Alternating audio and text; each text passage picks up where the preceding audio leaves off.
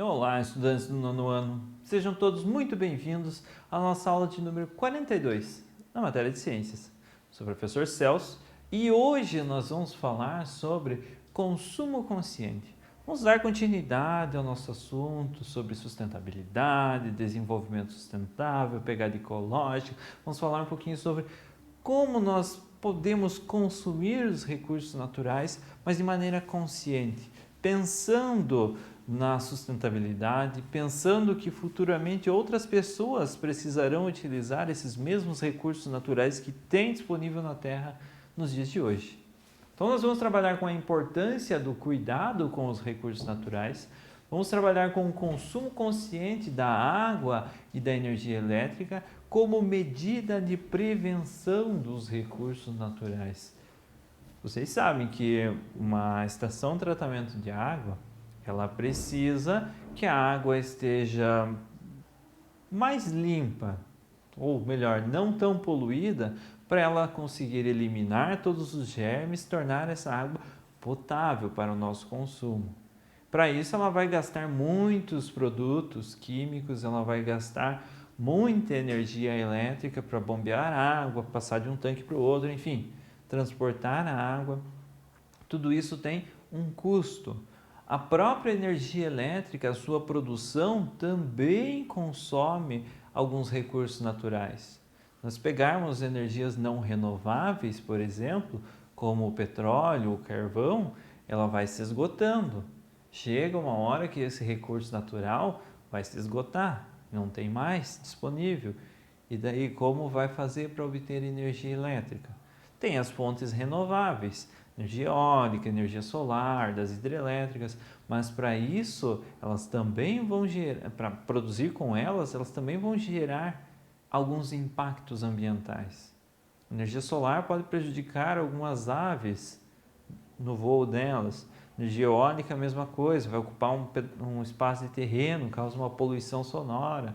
Energia através das hidrelétricas, ela vai precisar alagar uma grande região, uma grande área. Enfim, cada uma das fontes de energia, para a produção de energia, elas vão ter algum impacto negativo na sociedade. Então, visando minimizar esses impactos ambientais, a gente vai trabalhar com o consumo consciente da água e da energia elétrica. Os objetivos específicos da nossa aula de hoje: identificar medidas de prevenção dos recursos naturais através de hábitos simples do nosso cotidiano e vamos promover o uso consciente dos recursos naturais. Antes da gente começar, preciso que vocês tenham em mãos o caderno e o penal de vocês. Façam anotações de definições, de conceitos e curiosidades, porque vocês vão utilizar essas anotações futuramente quando forem fazer um exercício, uma avaliação ou relembrar o conteúdo que foi trabalhado na nossa aula de hoje. Vamos começar então. Consumo consciente. Várias iniciativas individuais e coletivas estão sendo postas em prática para ajudar a resolver os problemas ambientais e colaborar com a sustentabilidade do planeta. Então, existem vários projetos, várias leis que tentam fomentar essa iniciativa, tentam fortalecer essa iniciativa do consumo consciente para colaborar com a sustentabilidade do planeta. E lembrando que o desenvolvimento sustentável ou sustentabilidade, ela está baseada nesse tripé. No tripé da economia, da sociedade e do meio ambiente. Então, você ter um desenvolvimento sustentável, você trabalhar a sustentabilidade do planeta, você vai trabalhar o desenvolvimento econômico, mas preservando o meio ambiente, e você vai trabalhar o desenvolvimento da sociedade, desenvolvimento social, trabalhando juntamente com a economia e com o meio ambiente. Então você precisa ligar esses três pontos para eles trabalharem juntos, promovendo a sustentabilidade. O consumo consciente dos recursos naturais é uma dessas iniciativas e tem como objetivo usar mas também preservar os recursos naturais atuais para as futuras gerações. A ideia de sustentabilidade, desenvolvimento sustentável, consumo consciente, todas elas vão girar em torno de usar os recursos naturais? Sim, usar os recursos naturais. Nós precisamos de energia elétrica para aquecer a água do chuveiro, para acender uma lâmpada, para usar um celular, um notebook, um computador. Nós precisamos dessa energia. Então, nós precisamos usar os recursos naturais que nós temos. Mas também devemos pensar em preservar esses recursos naturais, principalmente os renováveis.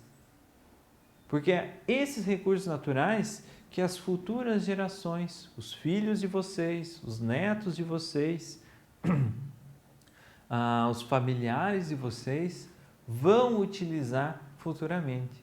É o mesmo planeta que eles vão utilizar. Eles não vão para outro planeta, certo? Então, usa os recursos naturais? Sim, mas também preserva eles porque outros futuramente também têm a necessidade de utilizá-los.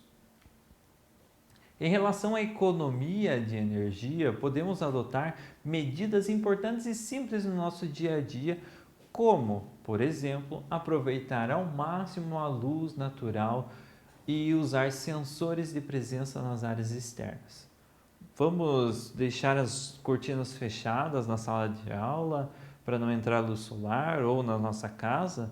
Não, vamos deixar elas abertas e não precisamos das luzes num dia claro, porque a claridade, a luz do sol, vai iluminar o ambiente de maneira adequada.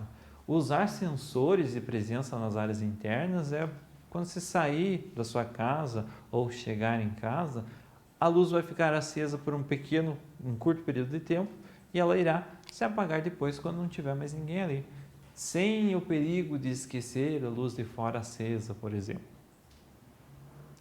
Acumular roupa para lavar e passar. Então, juntar uma grande quantidade de roupa para usar uma única vez a máquina de lavar ou uma única vez aquecer o ferro de passar roupa, evitando assim um grande gasto de energia para aquecer o ferro e depois passar a roupa.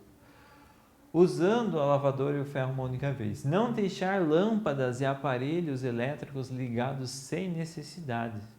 Não está no quarto? Não precisa deixar a luz acesa. Não está na cozinha? Não precisa deixar a luz acesa. Então, evitar deixar esses ambientes sozinhos com as lâmpadas ligadas. Apesar de uma lâmpada não consome muita energia, mas se todos no planeta, todas as residências no planeta deixarem uma lâmpada acesa sem ter ninguém naquele cômodo, toda essa energia vai ser uma grande quantidade de energia. E os aparelhos também desligar. Vai dormir na frente da televisão e deixou a televisão ligada. Evita esse tipo de coisa, justamente porque a televisão está gastando energia e ninguém está tendo proveito dela. Outra coisa é deixar a televisão ou os outros aparelhos no stand-by, que é aquele modo de suspensão da tela. Isso também consome energia, apesar de não ser uma grande quantidade de energia, como se o aparelho estivesse ligado, mas se todos deixarem no stand-by, também vai acumular um grande gasto de energia, certo? Outras medidas mais complexas têm relação com o uso de fontes de energia renováveis, como a energia solar, eólica e a energia de biomassa. Então, a utilização dessas fontes de energia para a obtenção da energia elétrica é uma forma de consumir a energia elétrica de maneira consciente. Um pouco mais complexo, requer um poder aquisitivo um pouco maior, mas se colocar um painel solar na sua casa para contribuir com a produção e o seu consumo de energia elétrica, ou utilizar uma fonte eólica ou de biomassa na sua fazenda, enfim, nas suas casas, também é uma forma de colaborar com o meio ambiente, com os recursos naturais. A energia solar pode ser aproveitada em residências, escolas e empresas. Para isso é preciso instalar coletores solares para esquentar a água e também sistemas fotovoltaicos para gerar energia elétrica. Então, a energia solar ela pode ser utilizada de duas maneiras. ou para gerar energia elétrica, seria o sistema fotovoltaico, placas solares que vão transformar a energia solar diretamente em energia elétrica, pode ser aproveitado no seu computador, no celular, na televisão, na luz, enfim. Ou coletores solares, que são placas que vão direcionar os raios solares para aquecer a água que fica armazenada nessas cisternas, nesses reservatórios, e se vai utilizar essa água quente para tomar um banho, ou enfim, para utilizar para lavar a louça, você vai utilizar já essa água quente, sem ter o gasto de energia do chuveiro para aquecer a água. Em 2010, o governo brasileiro adotou uma medida importante para impulsionar o uso de energias renováveis. Instituiu um decreto que tornou obrigatório a instalação de coletores solares em habitações populares. Então, todas as casas que foram construídas pelo governo a partir de 2010, era obrigatório que todas elas tivessem instalações de coletores solar. Então, esse equipamento que aquece a água, fornece água aquecida para a população em dias luminosos, com bastante raios solares. Então, essas pessoas vão economizar na conta de energia elétrica, justamente porque não vai ter o gasto do chuveiro, que é o eletroeletrônico das nossas casas que mais consome energia elétrica. O sistema de aquecimento solar permite famílias de baixa renda minimizar os gastos com energia elétrica, além de trazer benefícios ambientais. Outra medida coletiva importante para incentivar o consumo consciente de energia é o sistema das bandeiras tarifárias. O sistema foi instituído no Brasil pela Agência Nacional de Energia Elétrica, a ANEEL, para indicar o custo real de energia gerada, promovendo o uso consciente da energia. Vocês talvez já devem ter ouvido falar nas bandeiras da energia elétrica. Bandeira verde tem um valor, a energia que você consome na sua casa tem um valor. Quando estamos na bandeira amarela ou na bandeira vermelha, o valor pago pela quantidade de energia elétrica consumida aumenta. E por que isso acontece? Geralmente porque o custo para a produção da energia elétrica aumentou. Os reservatórios das hidrelétricas baixaram, não conseguem produzir tanta energia elétrica com esses reservatórios baixos, então a nossa conta de energia elétrica, o custo que eles têm para produzir energia elétrica aumenta, consequentemente nós pagamos a mais por essa energia que nós consumimos. As cores verde, amarela e vermelha das bandeiras indicam se a energia custará menos ou mais em função das condições de geração de energia elétrica, de eletricidade. Quando chove menos, os reservatórios das hidrelétricas ficam mais vazios e é necessário acionar as usinas termoelétricas. Então, eles vão utilizar a produção de energia elétrica através da queima de combustíveis fósseis, por exemplo, através do carvão, do petróleo ou da biomassa. Também tem como você gerar energia elétrica nas termoelétricas. Mas enfim, isso tudo é um custo a mais, é mais caro para você gerar energia elétrica através das termoelétricas. Por isso a nossa conta aumenta também. Como é mais caro obter energia elétrica das termoelétricas do que das hidrelétricas, nos períodos de seca a bandeira fica amarela ou vermelha. Além dos gastos com energia elétrica, devemos estar atentos também para o consumo consciente da nossa água. A distribuição de água doce no Brasil não é uniforme. Há muita água em locais pouco habitados. Existe ainda o problema de secas e da poluição das fontes de água doce, agravando a dificuldade do abastecimento de água.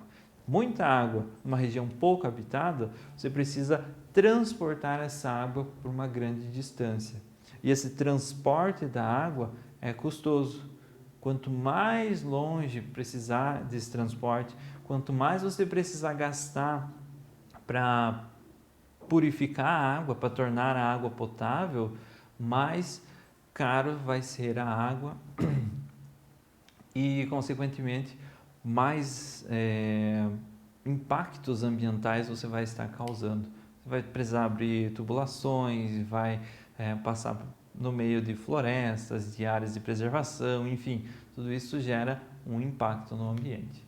Existem diversas medidas simples que podemos adotar no nosso cotidiano para reduzir o consumo de água e preservá-la, como manter a torneira fechada enquanto se ensaboa ou escova os dentes, ficar atento aos vazamentos, utilizar um balde em vez de mangueira para lavar os carros, varrer a calçada em vez de lavar com água e não jogar lixo nos rios ou cursos d'água. Por que jogar lixo no rio? O que tem a ver com gastar menos água? Lembra que quanto mais poluída a água tiver, mais caro vai ser o processo de purificação dessa água, tornar ela potável. Cabe ao poder público fiscalizar as condições das nascentes e das matas ciliares visando preservá-las e construir estações de esgoto para impedir a poluição dos rios, lagos e dos mares. Então existem as APPs, que são áreas de preservação permanente, próximas à nascente dos rios e no curso dos rios, do leito dos rios, que evitam a poluição desses rios, evitam que eles sequem e isso ajuda a preservar a água. Então é uma medida também de consumir a água, mas de maneira consciente, através da preservação dela. De acordo com a Agência Nacional de Águas, a irrigação usada na agricultura consome cerca de 72% da água disponível no Brasil.